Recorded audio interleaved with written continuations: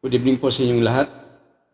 Pag-usapan natin ngayon itong pagkatalo nila Maria Risa ng Rappler sa kasong cyber libel. Natalo sila doon sa RTC Manila, kasong cyber libel na pinail ni Mr. Wilfredo King. Hindi gobyerno ang nagano nito ha. Walang kinalaman ang gobyerno nito. Private citizen itong nagdemanda. So, natalo sila, inapila nila sa Court of Appeals. Tapos ang alam natin na ang balita, natalo ang apelasyon nila doon sa Court of Appeals. Tapos nung bago lang, talo din sila sa kaso doon sa Rappler, tungkol sa Rappler, na dahil doon sa may mga foreign na mga negosyante na pinapasok nila, which is mahigpit na pinagbabawal ng konstitusyon. Kasi dapat wholly owned by Filipino ang mga media network nandito sa Pilipinas. Tapos, alam din natin na talo sila ng eleksyon. Obvious naman yun, dilawan tong network na to. Tatlong talo na. Ang nangyari, ang kaso nila, private citizen itong nagdemanda, ngayon pilit na lang dinudugtong na pinakialaman ng gobyerno para daw manahimik, para ipasok nila yung press freedom na issue, which is not the case. Wala pong kinalaman yung Pangulo dito. Paupo lang po ng presidente. Tsaka itong kaso na to, 2012, 2014, wala siyang kinalaman doon kasi kahit 1/4 sa mga tao dyan sa korte, wala pang inappoint si PBBM kahit isa. Paupo lang ng tao. Saka, kaso nyo yan, private individual yung private citizen yung nagdemanda, kinalaman ng gobyerno. Nag-react yan o nagdemanda yan dahil nagrabyado ninyo. Masyado yung sinira yung pagkatao, reputasyon ng isang negosyante. Na wala naman kayong proiba. Kaya ito ngayon ang tanong, ano bang issue dito, anong facts pala, anong issue, tapos paano nag-come up ng isang desisyon o bakit ganito ang desisyon ng mga korte mula RTC hanggang Court of Appeals. Now, ganito po yun. Nag-umpisa itong controversy na ito dahil sa demolition job nila doon kay CJ Corona na gusto nilang patanggal talaga doon sa court, sa Supreme Court, lalo na pagka-Chief Justice. Kasi nga, sabi ko na, dilawan to sila eh. Tandaan ninyo, impeachment ni Corona, na-impeach siya, tapos na-convict. Tanggal talaga. Ito yung operation nila na ganun. Kaya pilit nila na inuugnay para masiraan yung image si Chief Justice Corona. Pilit nilang inuugnay si Justice Corona doon sa isang controversial na businessman. Pinapalabas nila na masama si kasi Chief Justice ka, sakrosangkuan yun. Yan, sagrado ka. Tapos bakit yung nakipag-ano ka doon? Pag alyado ka o bakit dumikit ka doon sa isang controversial na businessman? Kasi ganito po yun. On May 29, 2012, Rappler published an article. Ang pamagat po nun is CG using SUV of controversial businessman.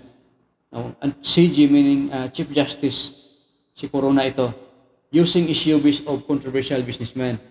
Which imputed, ito yung pabigat dito, which imputed several crimes, including illegal drugs, murder, puro mga bigat na kaso, human trafficking, smuggling of fake cigarettes, and granting of fake residence visa to Chinese nationals purportedly committed by Wilfredo King, itong nagdemanda sa kanila, who was at the time, siya yung pang-32nd richest Filipino in 2010, with a net worth of 100 million US dollars. Ganun po siya kayaman. And on February 19, 2014, the subject article was published on Rappler's website. 2012, tapos 2014. Nung pinablish, wala pa yung batas na cyber libel.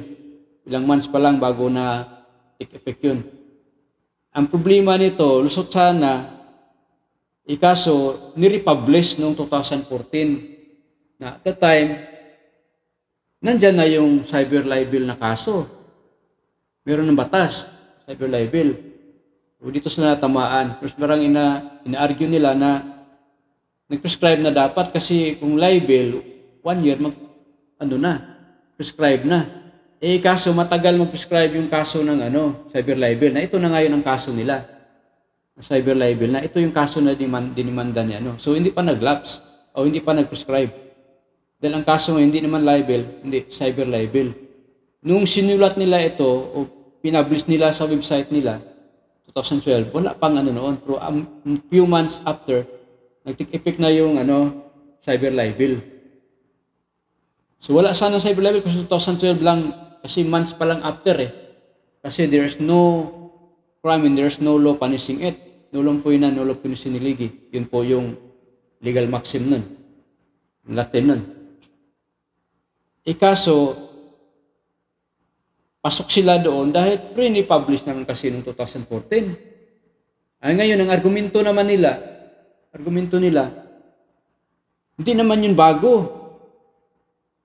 Same pa rin naman yun. Yung pinablish ng 2012, nung nirepublish ng 2014, yung February 19. Hindi daw yun bago. Ano lang daw yun, meron silang yung typo error lang daw yun. Ang nangyari yung evasion, ang spelling is S, naging T.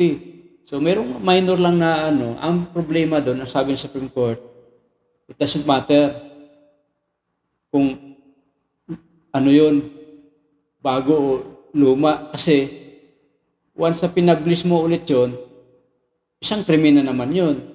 Kung ilang beses mo yung pinablish, yun din ang number ng kaso mo. Multiple rule ang tawag nun. So, anong nangyari, naging liable siya ng cyber libel kasi ni-republish Isot na sana kung hindi ni-republish. So, hindi umubra yung sabi na typo error lang yon. Dati pa yung luma yun ang ni-republish, hindi yun dipinsa. So, ang nangyari kasi noon, yung binanggit ko sa inyo kanina na pinagbintangan ito si yung businessman na pilit nilang inuugnay din kasi Chief Justice Corona. Demolition job nga ito na gumagawa ng krimen ng illegal drugs, murder, human trafficking, smuggling. Kung ikaw ba naman, hindi totoo yan, anong gagawin mo? Kung hindi ka makakapatay niyan, demanda mo lang kasi para wala ka rin kasong kaharapin. Baka sabihin totoo nga. So, dumaan siya sa legal na prosesyo, dinimanda niya kasi nargabyado siya. Kayo ba naman, kung may mga anak to, kung nag-aral, hiya kaya hindi na pumasok sa klase yun. Sabihin ba naman na involved ka sa illegal drugs, human trafficker, murderer, hirap nun. Kaya nagdemanda talaga siya, nargabyado siya Lalo pag hindi totoo. Grabe talaga ang damage na nagawa itong publication nila. Kaya yung private complainant, si Mr. King, si Wilfredo King, filed a cyber libel case against Rinaldo Santos, the writer of this Rappler article, and Maria Risa bilang CEO and executive editor of Rappler. At doon sa RTC, nakitaan, doon sa RTC, si RTC Judge Reynalda Estacio Montesa found Maria Risa and Santos guilty of cyber libel.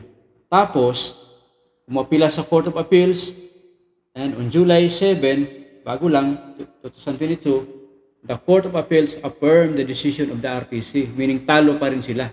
Talo sa RTC, talo sa CE, talo sa SEC, talo ng eleksyon. Malas naman nun. Now, ano ba talaga yung bakit natalo sila? Yung titingnan natin, anong dahilan? Talo sila sa RTC, talo sa Court of Appeals. Sa apila nila. Bakit sila natalo? Because the Court of Appeals found malice in publishing the subject article which imputed several crimes against Wilfredo King. Nakitaan nila may malice siya ang publication. Pag may malice, isang elemento yan, one of the elements of the crime of cyber libel. Kailan kumpleto yun? Na nandoon din yung malice, nakitaan nila ng malice. Kaya in-affirm ang desisyon ng RTC, in-affirm ng Court of Appeals. Itong subject article was written and published and republished by the accused without verifying the truth of the allegations reported therein. There is no showing that they took necessary actions to verify the allegations against King before publishing the subject article. Kaya nga kita ng malis eh. Kasi kung ikaw yung media, hindi ka bias, neutral ka, kukunin mo din yung side ng inakusahan mo. Lalo na mabigat itong mga kaso na pinagbibintang dito. Kaso hindi eh. Si Mr. King nga demanded a well-balanced report that also includes his side of the story. Kasi ganun dapat. In fact, a Rappler's reporter already drafted an article that purportedly clarified the subject article and presented King's side of the story. But such article remained unpublished on account of the flimsy reason that Rappler had other urgent news to attend to at that time. Nag-alibay na lang eh. Nakitaan ng malis. Kaya as a result, ano bang na-establish dito? Na-establish na mayroong malis, which is one of the elements of the crime of cyber libel. Now, ang tanong, may politika pa ba dito? Wala po. Walang kilalaman si PRRD, lalo pang walang kinalaman si BBM, pero meron silang minalabas ngayon ng mga press release na pinipit daw sila para manahimik. Dinudugtong na nila ngayon sa press freedom. Hindi po totoo yun. Purely, lang po sa hostesya ang gumulong dito. Kaya, malinaw po na wala pong politika dito. At lalo pang, hindi pwedeng idugtong natin ito sa press freedom. Malayong-malayo po yan. Dipinsa na lang nila yon kung ganun ang sinabi nila. Kung baka magtanong kayo, bakit nasa ano pa yan? Nasa labas pa yan, na convicted na pala. Nung natalo po kasi siya nung pinail pa lang po yung kaso niya doon sa RTC, billable naman po yun. Kaya nasa labas siya, nakapag-abroad pa nga eh. Pero nag-ask ng permission yun. Nasa labas siya kasi nakapag-post ng bail, nakapagpiyansa. Now, nung umapila siya sa Court of Appeals, talo na sa RTC, nakapagpiyansa pa rin yun. Pero, ito ngayon, makakulong na ba siya? Depende po sa korte kung payagan pa po siya magpiyansa, nasa labas pa rin siya habang gumugulong yung kaso while pending yung kaso niya on appeal doon sa Supreme Court.